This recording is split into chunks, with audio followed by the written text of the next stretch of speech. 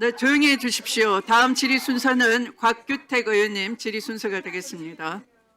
시작하십시오. 10분입니다. 변민선 증인 앞으로 좀 나와 주십시오. 변민선 증인에 대한 질의가 끝나면 오늘 어렵게 출석하신 엄희준, 강백신, 박상용 증인에 대해서 본인들이 담당하셨던 사건, 이재명 대통령과 민주당과 관련된 사건에 대한 입장을 제가 조금 질의를 할 테니까 한 1, 2분 정도로 미리 조금 준비하고 계시면 좋겠습니다. 변민선 증인께 묻겠습니다. 2025년, 그러니까 금년의 8월 22일에 김정숙 여사의 관봉권 옷 구매 사건에 대해서 무혐의 결정이 됐습니다. 문재인 전 대통령 재임 시절에 청와대 특수활동비로 김정숙 여사가 의류 80여 벌을 구매했다는 의혹이 제기됐어요. 그 의혹 제기된 지 7년이 지나가지고 겨우 수사가 진행됐습니다.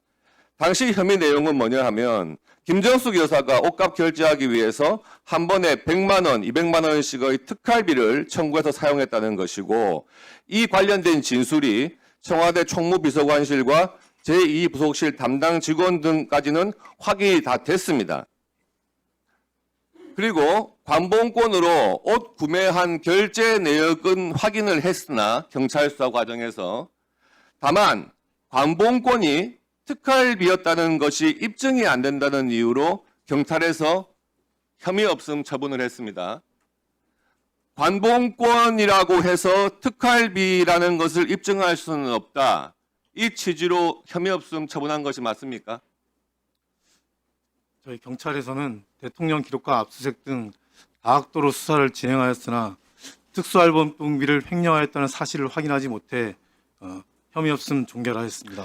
그러면 관봉권이라는 그 의미가 반드시 특활비하고 연결된다는 의미는 아니라는 거죠? 다만 저희가 수사를 진행한 것은 그 표시 자료가 있는 관봉권 실물을 확보해서 수사를 진행한 게 아니라 언론에 게재된 관봉권 형태의 5만 원권 묶음 지폐 사진을 확보하여 그 사진을 토대로 해서 수사를 진행했기 때문에 수사상 한계가 있었던 사안입니다. 그 증인께서 알고 계시기에 관봉권에 어떤 정보가 그 띠지와 스티커에 어떤 정보가 담겨 있고 그것이 의미하는 것이 객관적으로 뭐다 하는 걸 설명할 수가 있습니까? 저희도 수사를 진행하고 또 언론을 토대로 추후에 알게 되었는데, 관봉권에는 그 신권을 포장한 것과 사용권을 포장한 것이 있습니다. 신권을 포장한 것은 한국은행과 5만 원권이라 표시되어 있는 띠 정보만이 있고요. 사용권은 기사용했던 것을 한국은행에서 재사용 활용하기 위해서 비닐 포장을 하고 거기에 그 누가 언제 어떻게 그 관봉권을 만들었는지에 대한 표시 자료가 포함되어 있습니다. 그래서 신권을 포장한 것과 관봉권을 표시한 건 차이가 있고요. 신권을 포장한 것과 사용권을 포장한 것은 차이가 있고, 저희가 수사를 했던 것은 신권을 포장한 그 한국은행 5만 원권이 표시되어 있는 제한된 정보가 있는 걸로 수사를 진행했던 사안이고, 지금 문제가 되고 있고 언론에 보도되고 있는 그 남부지검에서의 관봉권 실물은 그 비닐 포장되어 있고 그 표시 자료가 표시되어 있는 그 관봉권으로 알고 있습니다. 사용권이라는 거죠, 이번 그렇습니다. 사건은. 예.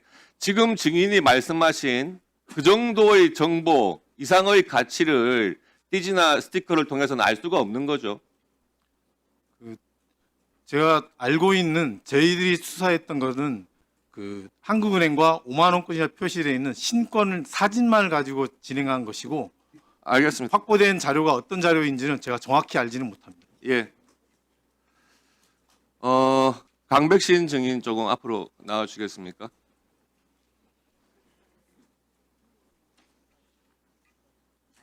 예, 예. 원래 그 검사는 공소장으로 말을 하는 것이고 또 판사는 판결문으로 말을 하는 것이지, 사실 국회에 나와가지고 본인들이 수사했던 사건에 대해서나 또는 판결했던 어떤 사건에 대해서 이렇게 설명한다는 것 자체가 저는 국회의 권한하고는 완전히 벗어나는 것이다, 이렇게 생각을 하고 있습니다.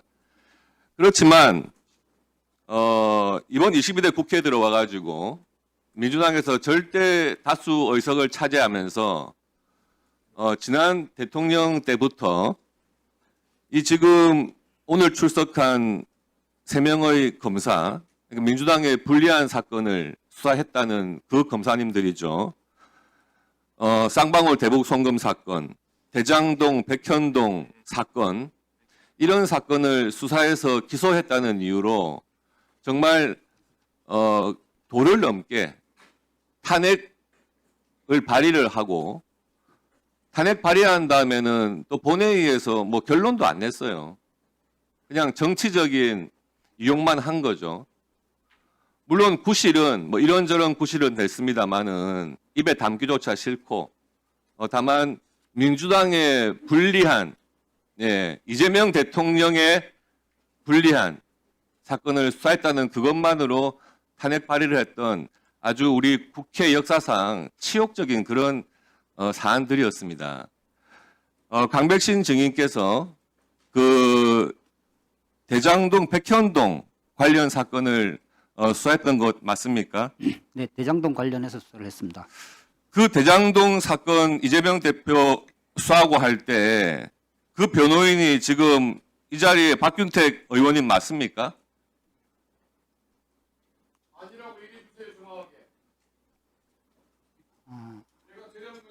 아니, 지금 묻고 있잖아요.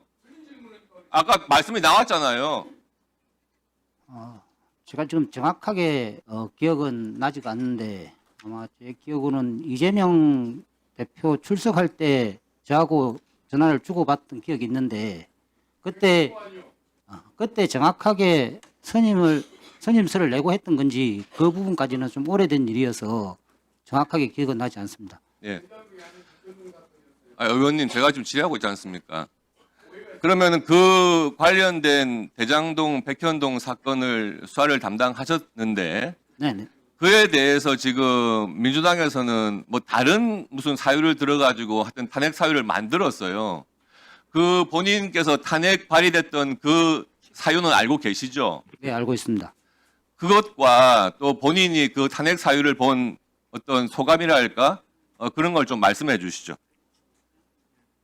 의원님께서 귀한 질의를 주시긴 하셨는데 본 청문회는 검찰 폐지에 따른 부작용 관련 청문회로 알고 있습니다.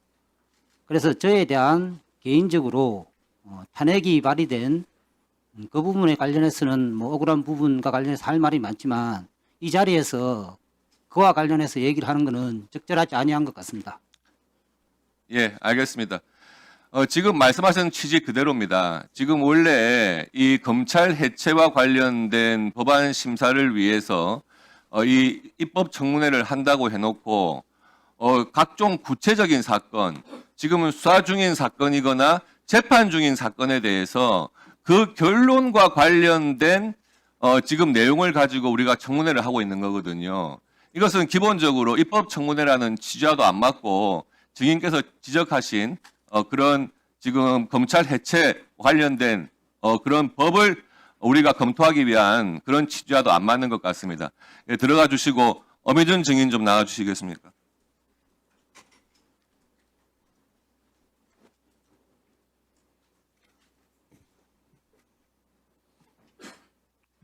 예, 엄희준 증인도 마찬가지로 대장동 백현동 특혜개발 사건 그 수사 담당하신 건 맞죠? 네, 맞습니다.